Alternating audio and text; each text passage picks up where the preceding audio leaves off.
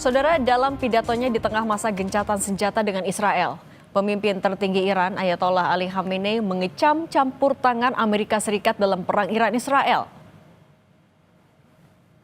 Khamenei mengatakan Iran telah menampar muka Amerika dan memperingatkan AS jika kembali ikut menyerang Iran. Pemimpin tertinggi Iran ini juga mengatakan Amerika Serikat hanya campur tangan dalam ini karena serangan Iran telah mengancam posisi Israel. Serangan Iran ke pangkalan Amerika Serikat di Qatar, menurutnya telah menampar wajah negara tersebut.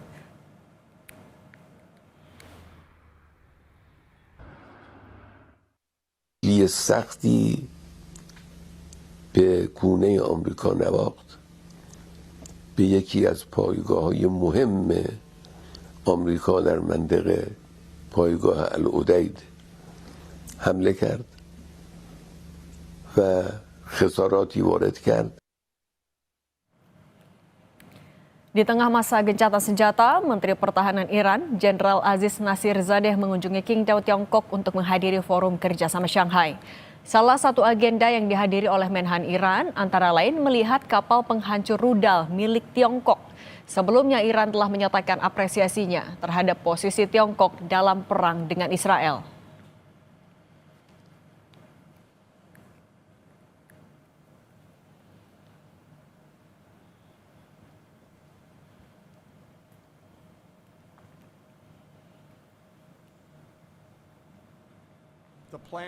Sementara itu, Kepala Staf Gabungan AS, Dan Kane, menunjukkan kepada wartawan di AS tentang persenjataan yang digunakan dalam serangan akhir pekan lalu terhadap situs nuklir Iran.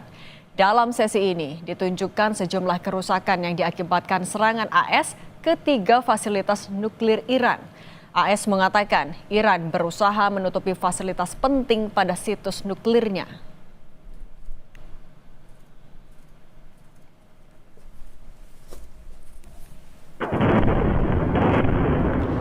Sebelumnya, Perdana Menteri Israel Benyamin Netanyahu mengklaim kemenangan dalam perang selama 12 hari melawan Iran.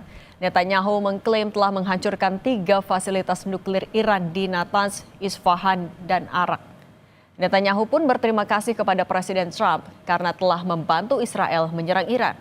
Netanyahu juga mengancam jika ada yang Iran ingin perbaiki sejumlah fasilitas nuklirnya, Iran akan melanjutkan serangan.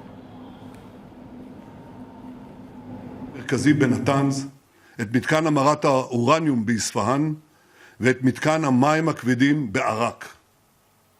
ידידנו הנשיא טראמפ התגייס באופן חסר תקדים לצידנו. בהנחייתו, צבא ארצות הברית השמיד את אתר ההעשרה במעמקי האדמה בפורדו. תקפנו עוד עשרות מתקנים של תוכנית הגרעין האיראנית, כולל מעבדות ומפעלי ייצור של צנטריפוגות.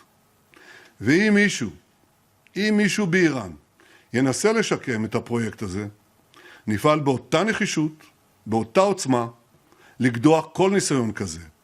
אני שב ואומר, לאיראן לא יהיה נשק גרעיני. Di tengah gencatan senjata yang dilakukan dalam perang Iran dan Israel, pemimpin tertinggi Iran, Ali Khamenei, mengecam campur tangan Amerika Serikat dalam perang Iran-Israel. Tak hanya itu, Menteri Pertahanan Iran mengunjungi Tiongkok untuk melihat sejumlah alat perang Tiongkok. Apa arti dari manuver Iran ini? Kita bahas bersama dosen hubungan internasional UNPAD dan Universitas Presiden Teguh Reza Shah. Pak Reza, selamat petang. Selamat sore, selamat petang, salam Indonesia. Salam Indonesia. Pak Reza, di tengah gencatan senjata ini bukan hanya mengecam, tapi Iran juga mengancam Amerika Serikat apabila lagi-lagi ikut campur tangan. Nah, apa yang bisa Anda baca? Pesan tersirat yang ada dari pernyataan Iran itu apa? Ya, pertama Amerika Serikat adalah pihak yang menyerang Iran ya. Jadi sebenarnya ini kan perang segitiga. Sebenarnya perang itu antara Iran melawan Israel, tapi Amerika Serikat sebagai pelindung Israel menjatuhkan pukulan yang mematikan kepada Iran.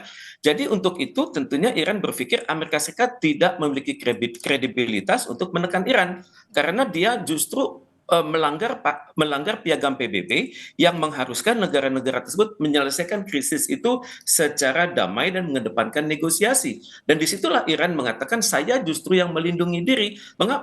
Karena itu dunia hendaknya mengerti mengapa saya menyerang Israel dan saya juga merencanakan menyerang pangkalan-pangkalan Amerika Serikat yang ada di Timur Tengah. Dan untuk itu tentunya Iran juga berpikir Amerika Serikat tidak memiliki kredibilitas untuk menekan Iran. Menggantungkan harapannya kepada China karena China adalah negara yang hubungan perdagangannya sangat bagus dengan Iran. Misalnya Iran mengekspor 14,57% itu ke China, kemudian ke Irak. Kemudian bisa dimengerti kalau Israel juga tergantung kepada Amerika Serikat, yakni 17,36%. Jadi di sini terlihat bahwa Iran tidak tergantung pada Amerika Serikat, tapi justru tergantung kepada China. Dapatlah dimengerti kalau Menteri Luar Negeri Iran datang ke Cina untuk menghadiri konferensi namanya Shanghai Cooperation Organization. Artinya pertemuan Menhan Iran ke Tiongkok ini sebenarnya patut diwaspadai juga oleh AS dan Israel. Tampaknya ini adalah pesan yang Iran ingin kirimkan kepada Amerika Serikat dan Israel ya. Walaupun ini hanya sebatas menunjukkan interest, mungkin akan ada MOU, tapi kan untuk mendatangkan suatu produk itu kan memerlukan persyaratan panjang. Dan memang yang dikhawatirkan oleh Amerika Serikat dan Israel adalah kalau China menyetujui pembelian senjata dari Iran, maka itu kedatangannya tidak lama-lama, tidak perlu seperti di Amerika Serikat, konsultasi dulu dengan lembaga-lembaga legislatif, kemudian di kalangan pemerintah Amerika Serikat biasanya sendiri ada perbedaan persepsi, kemudian juga ada lama barang itu datang. Tapi kalau Cina sama juga dengan Rusia, apa yang dibeli oleh Iran itu bisa datang dengan relatif lebih cepat. Pak Reza, tapi artinya kalau juga mempertimbangkan manuver yang dilakukan oleh masing-masing negara, akankah gencatan senjata ini akan bisa berlangsung lama? Gencatan senjata ini dapat dikatakan itu sungsang dari awal ya, karena tidak dipikirkan secara sistematis. Amerika Serikat kan sangat ingin gencatan senjata itu cepat, karena ini merupakan pelarian dari konflik di dalam negeri yang saat ini sedang tinggi. Kalau kita perhatikan di media massa, itu aksi demo yang justru mendukung Palestina itu semakin banyak. Juga Amerika Serikat sedang tidak ramah dengan internal di dalam negerinya sendiri, dengan Senat. Presiden Donald Trump sedang tidak akur, kemudian juga dengan Elon Musk juga tidak akur, kemudian dengan pimpinan lembaga intelijen nasional juga tidak akur. Tampaknya pemboman yang dilakukan kepada Iran tersebut dapat diibaratkan sebagai mengambil kesempatan di tengah kesempitan. Jadi untuk itu saya pikir tidak akan berjalan lama. Juga bagi Iran dan Israel, permusuhan mereka itu sudah sangat lama. Iran mengkhawatirkan suatu prospek Israel Raya yang membentang hingga Sungai Efrat dan Sungai Tigris. Kemudian juga Israel mengkhawatirkan Iran hanya Iran yang berpotensi untuk mengalahkan Israel saat ini. Nah, Pak dan Reza, juga Iran sedang tinggi motivasinya. Siap. Kondisi di dalam negeri Amerika Serikat inikah yang juga jadi alasan kenapa Trump mengklaimnya akan melakukan pertemuan delegasi dengan Iran pekan depan, padahal juga Iran membantah soal itu? Betul, tidak ada konsultasi antara Iran dan Amerika Serikat saat ini. Tapi Amerika Serikat tampaknya ingin selalu dianggap sebagai peacemaker di dunia, negara yang mengupayakan perdamaian di dunia. Dan sikap ini didukung oleh Israel yang justru menominasikan Donald Trump sebagai pemegang Nobel Prize untuk tahun ini. Tapi perlukah sebenarnya pertemuan antara Iran dan Amerika Serikat dilakukan dalam waktu dekat sebenarnya? Bagi Iran tentunya sebelum pertemuan itu akan ada prakondisi kan. Prakondisi itu antara lain Amerika Serikat dan Israel itu mengaku bahwa mereka lah yang menyebabkan krisis ini terjadi, dan juga pengakuan bahwa Iran berhak mempertahankan dirinya sesuai pasal 51 dari Piagam PBB. Kemudian menurut dalam pandangan saya, Iran juga akan berpikir bahwa apapun perjanjian dengan Amerika Serikat nanti, perjanjian damai harus melibatkan potensi dari Palestina untuk menjadi negara yang merdeka, berdaulat dan bersatu, dan selanjutnya juga negara ini akan hidup berdampingan dengan Israel. Walaupun sikap ini masih dipertentangkan di sebagian masyarakat Iran, tapi tampaknya disetujui oleh mayoritas negara-negara di Timur Tengah.